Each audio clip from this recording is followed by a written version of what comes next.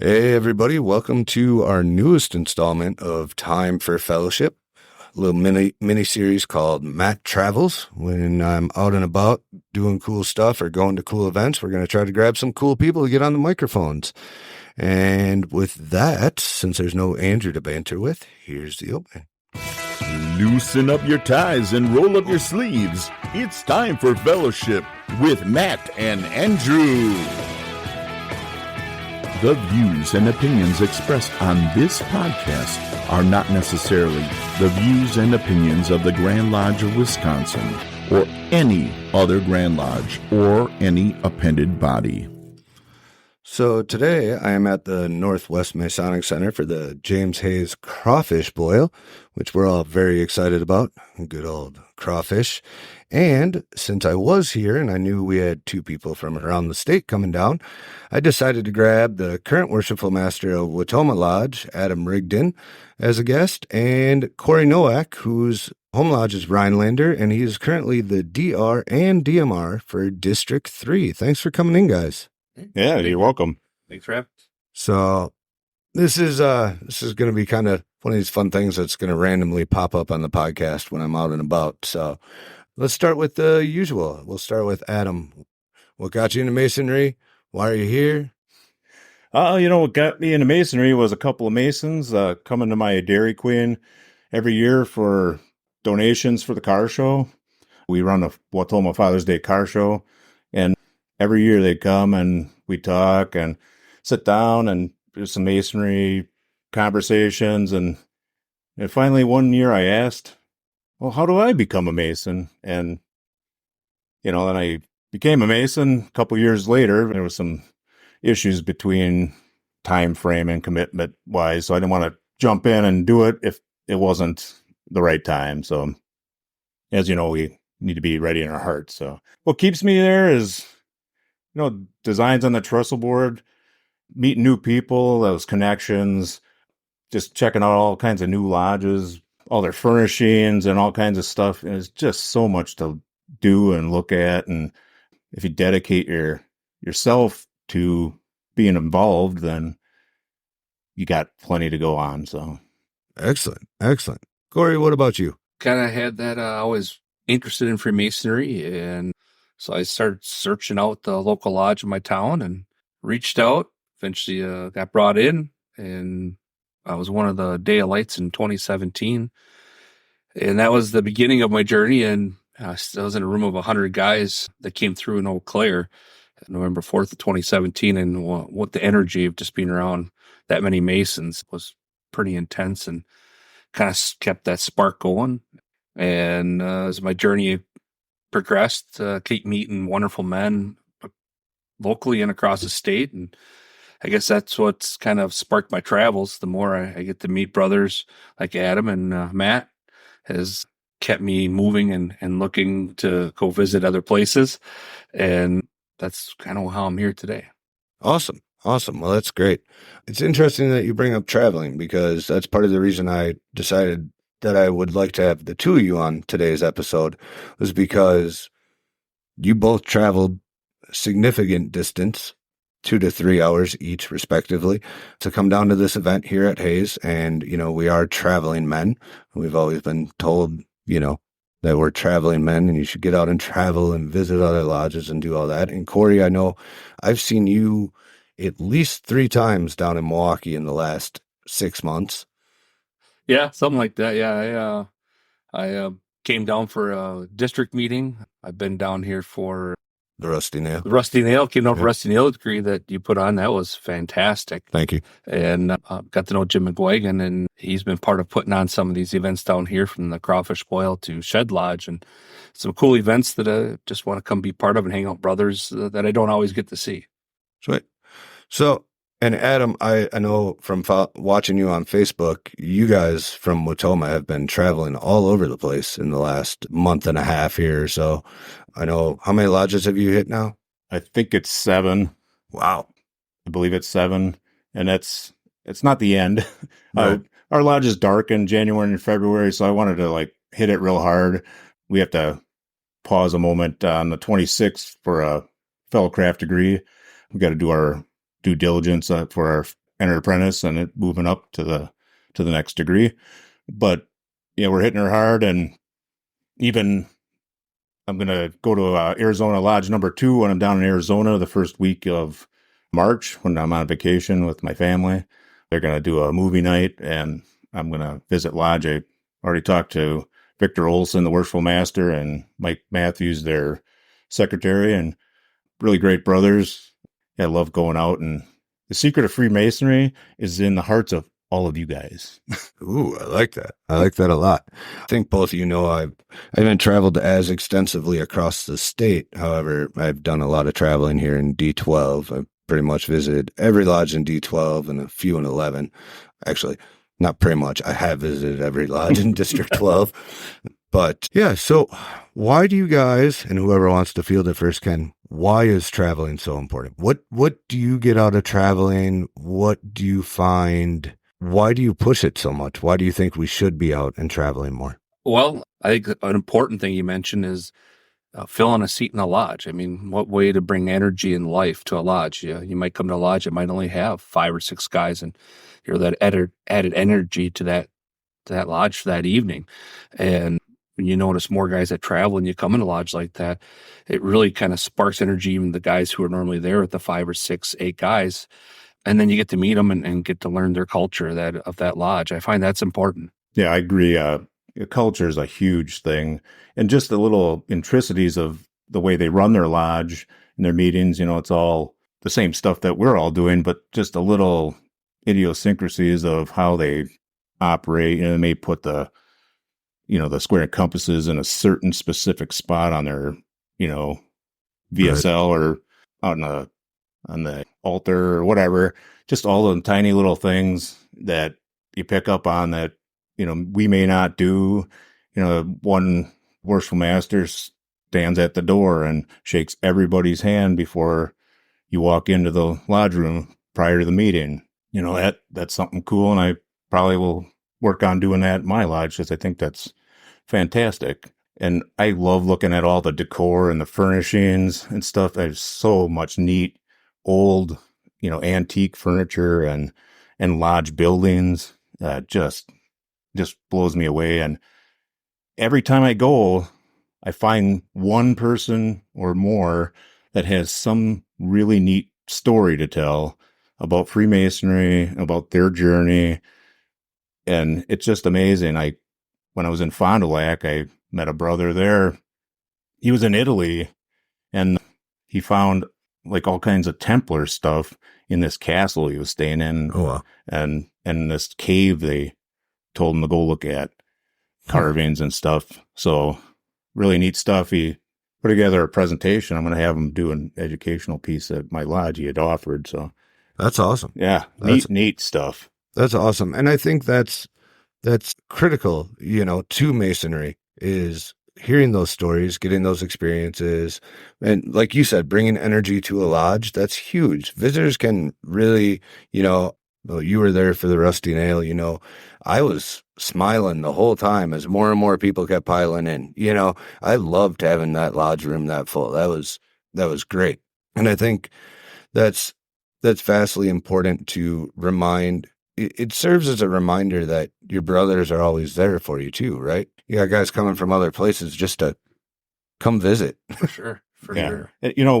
Each lodge is not, it's kind of like an island, but we have boats. We can go to the other islands, and see what's going on there. And every master and the brethren are always so thankful when, some smiling faces come walking in the door. I usually do my due diligence and try to get a hold of somebody and let them know we're coming. But there's a couple that, haven't responded, and we just show up, Right. And they're like, oh, wow, I think that's an important note that you just brought up for our listeners that potentially haven't traveled as much, is that it is kind of the courteous thing to do to at least reach out, even if you don't hear back. So you can be like, I told you guys I was coming. Yeah. So you're not just blindsiding them, especially if they do a meal or something, right? For sure. And you mentioned about when you come to a lodge like the Rusty Nail, when you go to visit, you pick up on different things that other brothers are doing, ideas. The rusty nail, how often do we get to see that degree done? That was definitely something neat that Brother Matt had put together, and something I'd like to see up in our district be done at some point. So it's like, hey, I'm going to come down and see how it's done here. The cipher has a version, but we all have a way of doing it. So from that to just events like what we're here today with the crawfish boil, that gives ideas that bring back to your home lodge to maybe spark something similar. So Yeah. Yep. I feel like that free flow of ideas is vastly important and can very much be benefited by traveling and going out and seeing other lodges and being like, hey, all right, what are they doing? What do they do right? What do they do wrong? Because that's also an important lesson to learn, right? What do we want to do better? like let's not do it that way. But I think that's the key to traveling, right? Is just getting to know people. It's been a blessing for me to be able to have traveled as much as I have and be able to pretty much walk into any Masonic event and know at least 3 people there, right? But that doesn't happen if you never go anywhere and you stay on your island, right? Right. You got to take that boat out. Yeah. I like that analogy. Well, I'm kind of the guy that, if I don't know anybody, it's not a big deal. I'll know you when I'm gone, when I leave. So right. No, I hear you there too. I think we probably all kind of have that mentality, especially those of us that really put ourselves out there to travel. for sure. I want to go meet new people. yeah. And I pull my brethren in. Hey, I call them, hey, Al and Kevin, and let's go. We're going to go. You free that night. They may not have reached out to me before that because, I send out emails and it's on OLP, the visits and all that. But I haven't seen you out visiting. Let's do it, And we went and I got a bunch of guys together. I think we had 9 or something like that when we captured the District 6 gavel from Manawa Lodge, which was neat too. We went there and it was an entered apprentice school of instruction that night. So we brought our entered apprentice, which was fantastic. He had such an awesome time and learned some new stuff that, that he was not quite secure on. So. Well, and there's something, you bring up something interesting in that, the idea of grabbing your entered apprentices and your fellow crafts and even your brand new master masons and traveling to other lodges to see degrees put on so that they can see it somewhere else. I mean, they may not have seen it from the sideline yet. So to be able to go somewhere else with them and get them that experience, especially seeing the way another lodge does it and meet brothers from another lodge right away is huge. Travel early and travel often, right? And I think that also shows and sparks that it's good to travel and you're welcome when you do leave your lodge to go somewhere else. It gives that encouragement to them. I think especially earlier in their career of Freemasonry is, hey, I'm going to go visit here. I'm going to go visit there. It gives them that not just to sit stagnant in one spot. Yeah. Before I even was, so I was raised 11, 13 of 17. And before I was even installed as a junior steward, the guys grabbed me and said, hey, we're going to visit, I can't remember even what lodge it was now. It was a big blur. But we went and visited right away. They got me involved right away. And, it's been that way ever since. So just keep going and doing it. And even cross jurisdictional and everything, that's even better because we're, free and accepted Masons. You go to, somebody that's ancient free and accepted Masons, they do stuff a little bit different and it's pretty neat stuff. So. Right. Yeah. I haven't made it down to Illinois yet. That's on my list. I want to get down there and visit a couple of those lodges. Want to go do some stuff with Prince Hall. That would be fun. Yeah. But would you guys say Wisconsin has a travel bug right now? I feel like there's a lot of people traveling in Wisconsin. I know it is happening in District 12. I know it's happening by you guys. I just feel like there's this new wave of people going, let's do this. Yeah, I don't think, I don't know if it's any bigger, but I think we're noticing it more maybe. Yeah, it's increased since the whole COVID thing. And now I think we're back to where we were, before. And of course, I'm hammering the 2 dark months real hard, which we haven't done before on previous masters. But, I got a real core group of travelers with me and, we're just hitting her hard and doing as much as we can before we open in March. So I agree. I've even noticed up in District 3 by me, we have a smaller lodge and they've started to get more active. They've traveled over to Wausau and captured the gavel thing you're seeing across the state happening. I think that's encouraging, kind of given that challenge and that remembrance to that thought of, well, let's go do some of these events that we can do with the Masonry. So yeah, I'm seeing that as well. I think Adam, you mentioned it like twice now, and I really like this whole, a lot of lodges, there's still some lodges that go dark, but a lot of lodges don't anymore. But I like the productivity you're getting out of your dark months. The fact that you're keeping people engaged, you're keeping them moving. They're not just like, oh yeah, I'm going to go back to lodge in a couple months and, not really thinking about Freemasonry in the meantime. You're keeping it in the forefront of their minds. You're keeping them moving.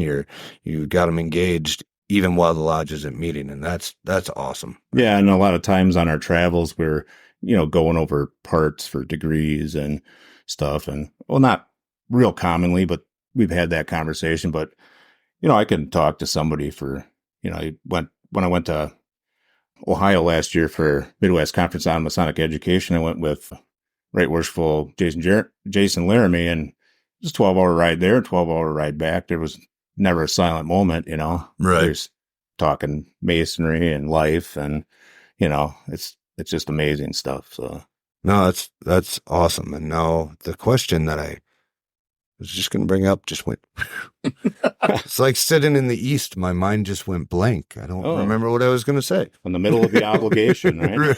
Yeah. Well, then I'll add something here. I was talking about the travel aspect from traveling. Some of the other things I've gained was getting to know Jim McGuigan and other brothers like that. And I've been part of putting degrees on from Snow Lodge to some bigger Master Mason events. And I wouldn't have been able to do it without knowing brothers from other lodges outside of my district from traveling. And we did one over in Owen. I think with 6 or 7 other lodges come participate to put on a Master Mason degree. And they came from all over the state, from over towards Green Bay, over towards Eau Claire.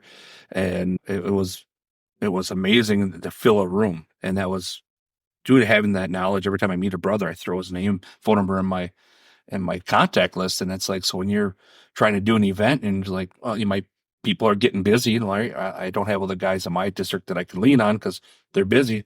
I start reaching out to all these other friends and brothers that I have, and you can put on a great event. So that's where traveling I found benefited me greatly.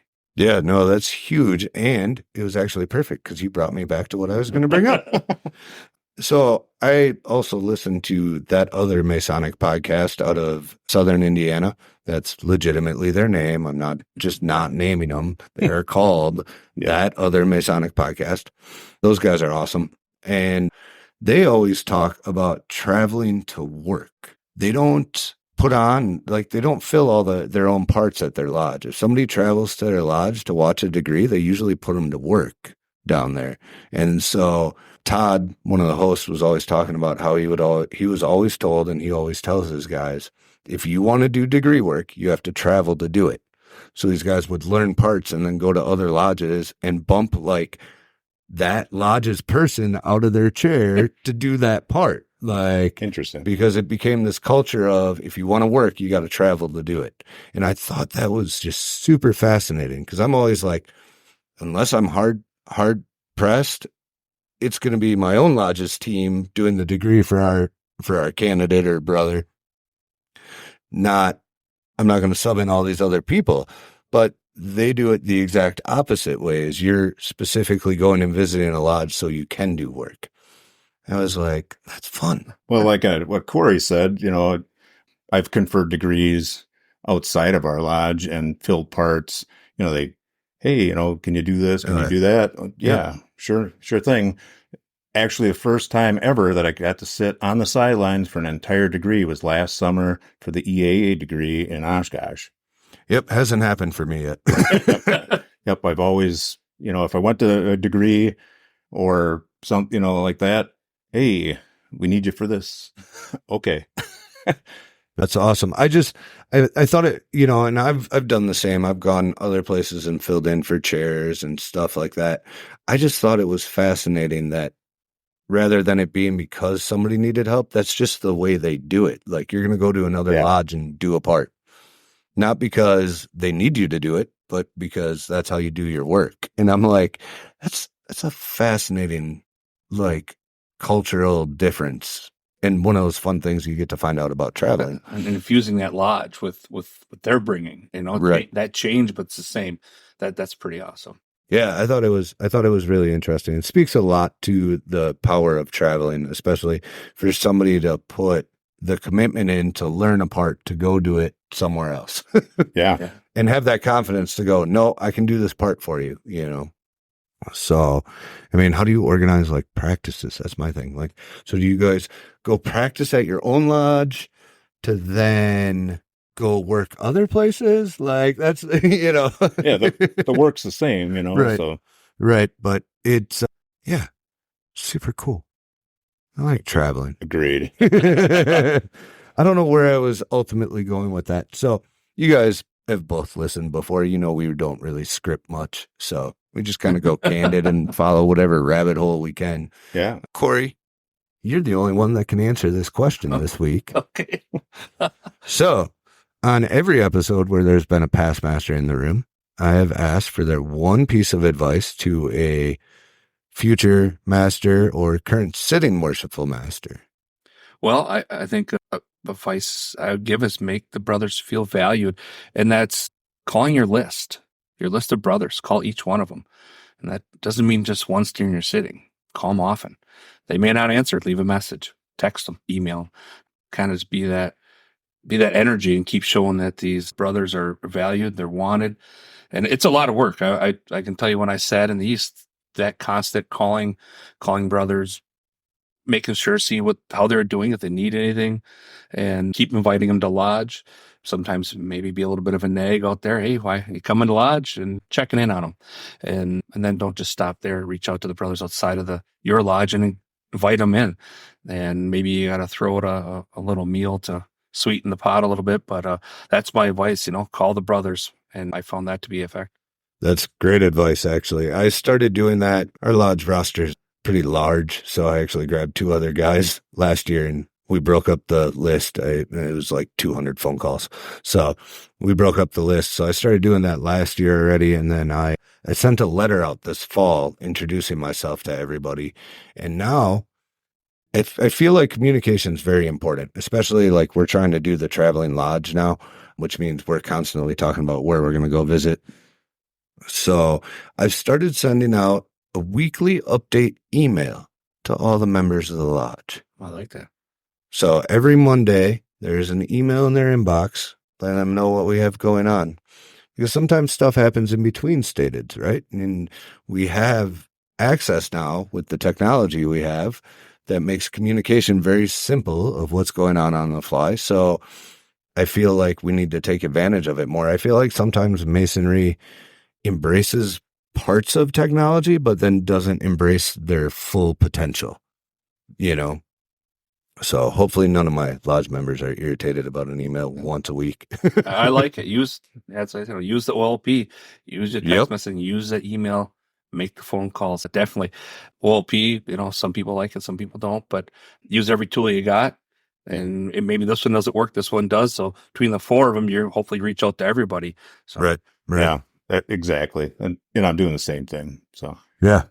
For every visit, I do the announce on OLP, and then I compose a email letter, and send that out to the brethren too. So Nice. Yeah, I do like that you can send announcements of events through OLP, but I found, like, even with myself, I'm like, no, it's from OLP.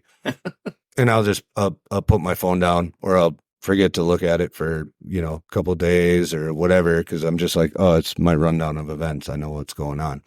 So I felt like having that, like, separate segment of communication, maybe people will open it up, Yeah, you're going to hammer it home, right? Right. Yep. Hit it from as many different directions as you can to try to get the message across, and, hopefully get brothers re-engaged, because we always talk about membership from a perspective of getting new members in, but we never really talk about how to keep the members we have now, or how to get them to come back to lodge. Yeah.